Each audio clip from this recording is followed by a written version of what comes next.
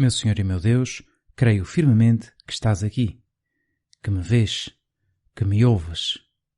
Adoro-te com profunda reverência. Peço perdão dos meus pecados e graça para fazer com fruto este tempo de oração. Minha Mãe Imaculada, São José, meu Pai e Senhor, anjo da minha guarda, intercedei por mim. Pode ser que alguma vez tenhas tido que mudar de casa. Não me refiro àquelas mudanças que são mais ou menos simples, como passar uns meses fora ou ir de férias, mas àquelas mudanças que implicam tirar tudo o que temos numa casa e começar a vida noutro sítio. Pode ser algo que exige muito esforço, sobretudo se já vivemos muito tempo numa casa. Não somos como um caracol, que tem esta facilidade de levar a casa às costas. Pois, nestes 10 minutos, queremos falar contigo, Jesus, sobre mudanças. Não mudanças de casa, mas mudanças de vida, que podem ser até bastante mais difíceis do que mudar de casa. E por isso, vamos precisar de ajuda. Quando se muda de casa, às vezes é preciso contar com a ajuda de um especialista, de uma companhia, de uma empresa de mudanças, que nos ajuda a desmontar móveis, a transportá-los, a voltar a colocá-los e a montá-los. Nós vamos contar com a ajuda de um especialista. Vamos bater à porta de um santo especialista em mudanças de vida. O santo que nós hoje celebramos, Santo Agostinho. Apesar de já ter passado tanto tempo desde a sua morte, no ano 430, Agostinho continua a ser um dos santos mais conhecidos e mais citados. Ele foi um homem de mudanças. Mudanças de fé, mudanças de cidade, mudanças de profissão. Parece que estava sempre inquieto, à procura de algo, à procura da verdade, da beleza, do bem, da sabedoria, do amor. E nem sempre acertou nessa procura. Muitas vezes se enganou, muitas vezes errou. Como sabes, ele escreveu um livro sobre a sua vida, chamado As Confissões. E nesse livro mostra a sua pena por ter demorado tanto tempo a fazer a mudança certa na sua vida. Assim o diz ele: tarde te amei, ó beleza tão antiga e tão nova, tarde te amei. Estavas dentro de mim e eu estava fora e aí te procurava. E disforme como era, lançava-me sobre estas coisas formosas que criaste. Estavas comigo e eu não estava contigo. Retinha-me longe de ti aquilo que não existiria se não existisse em ti. Mas tu me chamaste, clamaste e rompeste a minha surdez. Brilhaste, resplandecestes e curaste a minha cegueira. Exalaste o teu perfume, respirei-o, e agora suspiro por ti. Saboreei-te, e agora tenho fome e sede de ti. Tocaste-me, e comecei a desejar ardentemente a tua paz.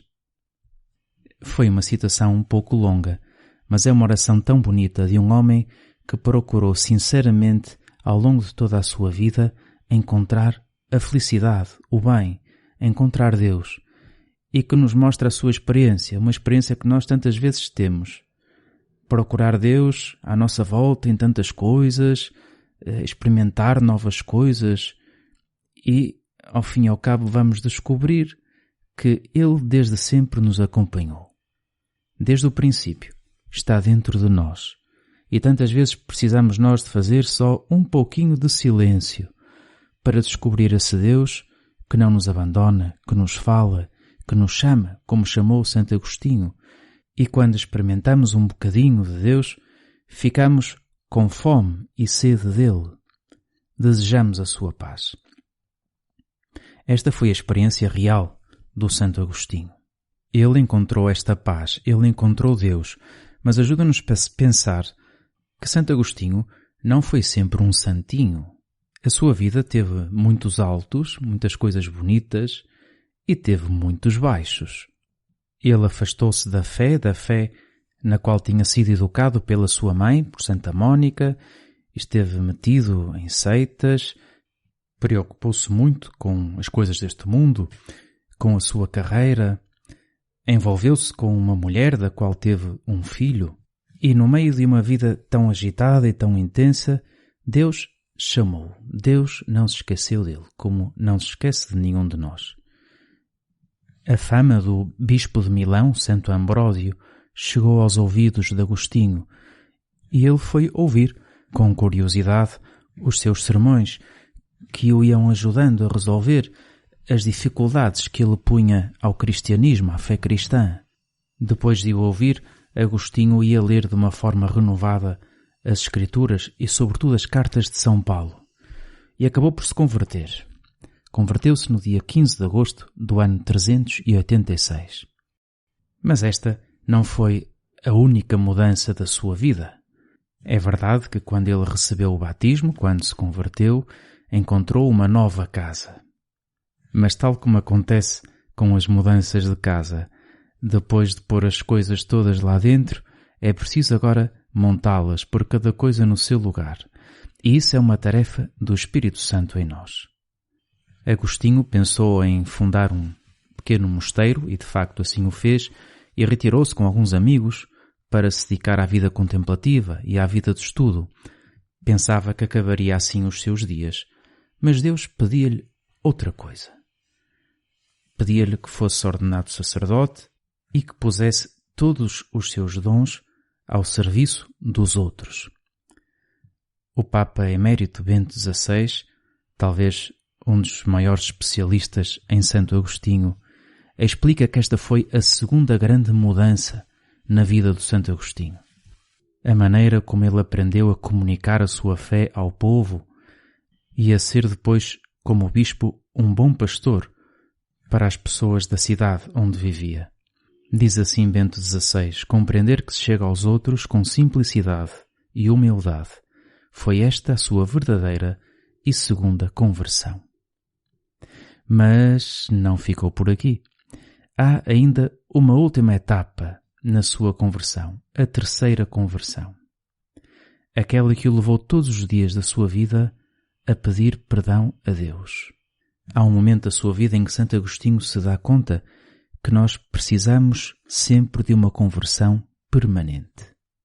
Sendo um grande sábio e tendo feito já tantas coisas boas na sua vida, ele não se satisfez. Nunca disse, já chega, já fiz o suficiente. Foi sempre humilde e soube que precisava de lutar e de implorar essa graça, essa ajuda de Deus até ao final da sua vida.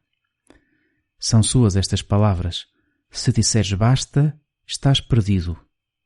Procura sempre mais. Caminha sempre. Progride sempre. Não permaneças no mesmo lugar. Não retrocedas. Não te desvies. Santo Agostinho, ajuda-me, ajuda-nos a imitar-te nesta terceira conversão. Que eu nunca diga, já basta, já chega, já fiz o suficiente, há tantas pessoas que fazem pior do que eu. Não.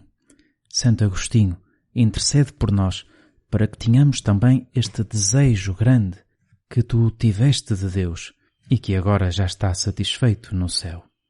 Santo Agostinho, intercede por nós para que sejamos constantes na nossa oração.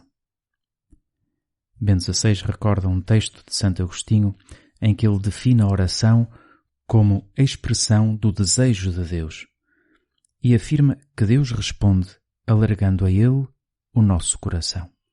Da nossa parte, aquilo que devemos fazer é purificar os nossos desejos e as nossas esperanças para acolher a doçura de Deus. Pomos estes desejos e estas mudanças que precisamos de fazer continuamente na nossa vida nas mãos de Nossa Senhora.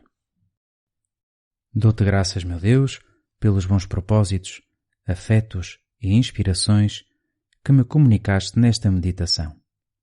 Peço-te ajuda para os pôr em prática. Minha Mãe Imaculada, São José, meu Pai e Senhor, Santo Agostinho, anjo da minha guarda, intercedei por mim.